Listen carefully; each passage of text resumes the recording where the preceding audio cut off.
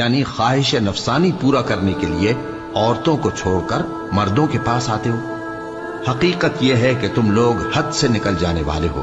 और उन लोगों से उसका जवाब कुछ न बन पड़ा, और बोले तो ये बोले कि इन लोगों यानी लूत और उसके घर वालों को अपने गांव से निकाल दो कि ये लोग पाक बनना चाहते हैं। तो हमने उनको और उनके घर वालों को बचा लिया, मगर उनकी बीवी ना बची कि वो पीछे रहने वालों में हो गई। और हमने उन पर पत्थरों की बारिश बरसाई, सो देख लो कि गुनाहगारों का कैसा अंजाम हुआ। और मदियन की तरफ उनके भाई शुएब को भेजा तो उन्होंने कहा, ए कौम, अल्लाह ही की इबादत करो, उसके सिवा तुम्हारा कोई माबूद नहीं।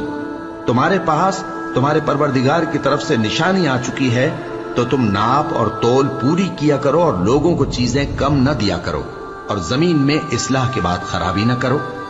अगर तुम साहिब ईमान हो तो समझ लो कि ये बात तुम्हारे हक में बेहतर है।